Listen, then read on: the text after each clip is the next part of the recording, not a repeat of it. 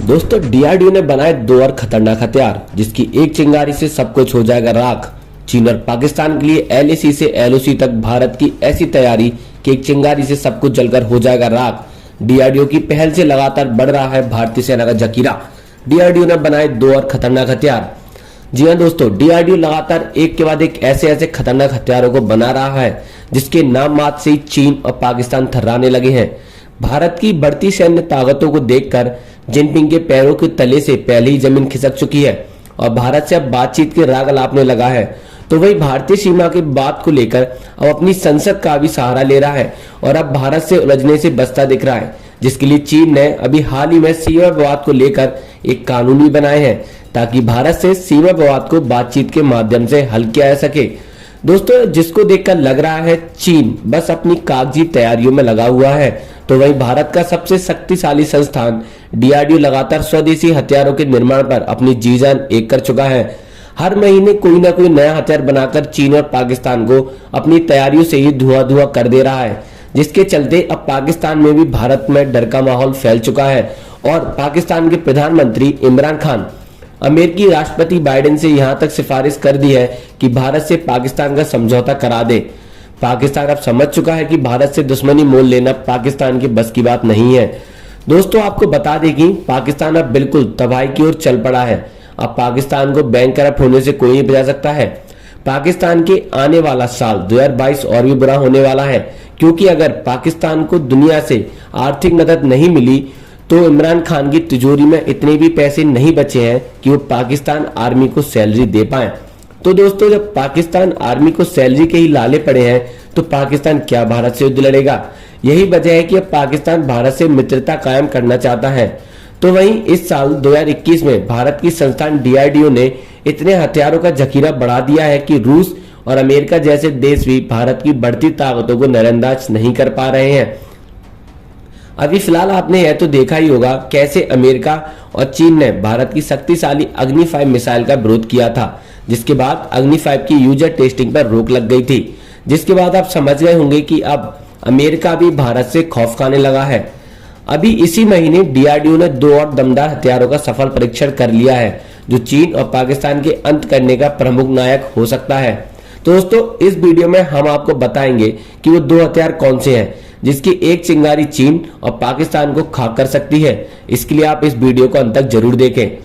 साथियों, चीन के साथ तनाव के बीच भारत ने line of actual control LAC पर अपने बाहुबली पिनाक रॉकेट सिस्टम को तैनात कर दिया है। पिनाक के नाम पर बना यह मल्टी बैरल रॉकेट लॉन्चर पूरी तरह स्वदेशी है, जिसे Defence Research and Development Organisation DRDO ने तैयार किया है। यह बहुत कम समय में दुश्मन के पर कच्चे उड़ा सकता है।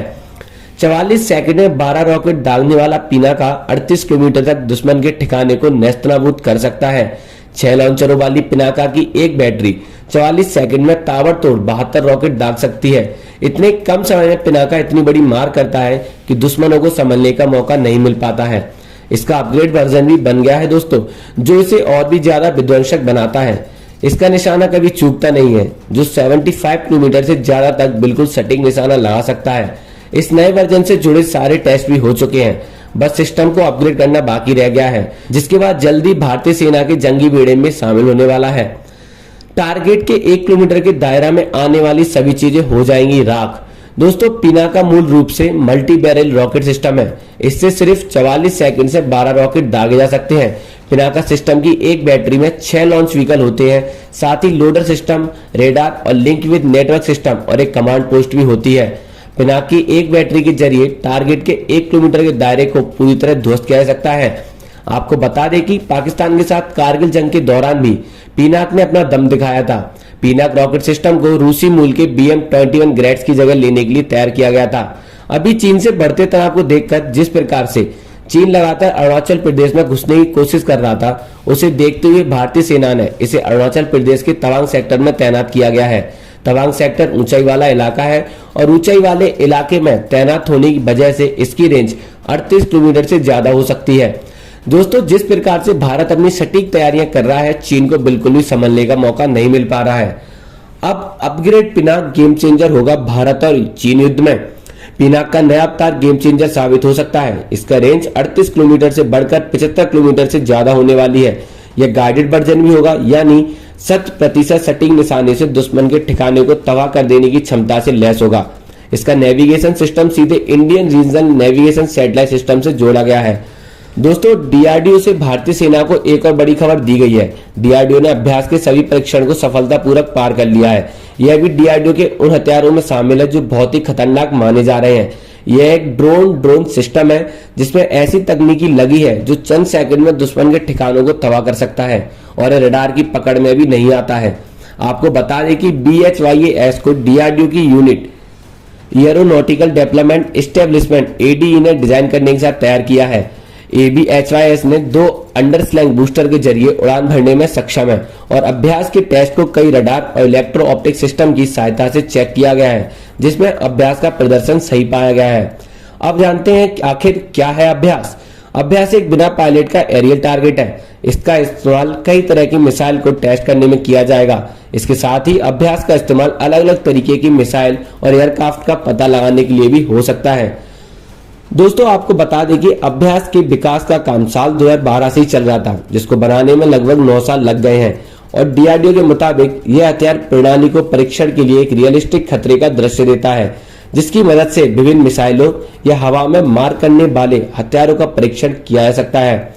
इस एयर व्हीकल को ट्विन अंडर स्लैंग बूस्टर का इस्तेमाल करते हुए लॉन्च किया गया है। इस दौरान वैज्ञानिक उपकरणों की मदद से इसके मार्ग, स्पीड आदि की निगरानी करते रहे हैं। यह एक छोटे से गैस टर्बाइन इंजन से संचालित होता है। इसे स्वायत्त उड़ान के लिए बनाया गया है और यह अपने लक्ष्य को आसानी से भेज सकने में भी काफी ज्यादा सक्षम है। दोस्तों, अभ्यास में एक छोटा गैस टर्बाइन इंजन भी लगा होता है। यह MEMS नेविगेशन सिस्टम पर काम करता है। डीआरडीओ के मुताबिक एक बेहतरीन एयरक्राफ्ट है जो नवीन तकनीक का उदाहरण है और देश की रक्षा प्रणाली को मजबूती प्रदान करेगा। जमीन से इसे एक लैपटॉप के जरिए कंट्रोल किया जा सकता है। वहीं परीक्षण के दौरान लक्ष्य का सफलतापूर्वक परीक्षण किया गया था। लक्ष्य को जमीन आधारित नियंत्रक से सबसोनिक गति से पूर्व निर्धारित उड़ान पथ में उड़ाया गया। वाहन का इस्तेमाल विभिन्न मिसाइल प्रणालियों की निगरानी के लिए हवाई लक्ष्य के रूप में किया जा सकता है। इसका इस्तेमाल सतह से हवा और हवा से हवा में मार करने में किया जा सकता है। दोस्तों, आज की इस वीडियो में इतना ही, लेकिन आप डीआरडीओ को सलाम करने के लिए वीडियो को लाइक जरूर करें और साथ ही कमेंट में जय हिंद लिखकर हमारे देश की सेना का हौसला बढ़ाते रहें और साथ ही इस वीडियो को लाइक कर दें, शेयर कर दें और आज ही इस चैनल को सब्सक्राइब कर दें। तो चलिए साथियों, अब हम आपसे मिलते हैं एक नए वीडियो के साथ। जय हिंद, जय भारत,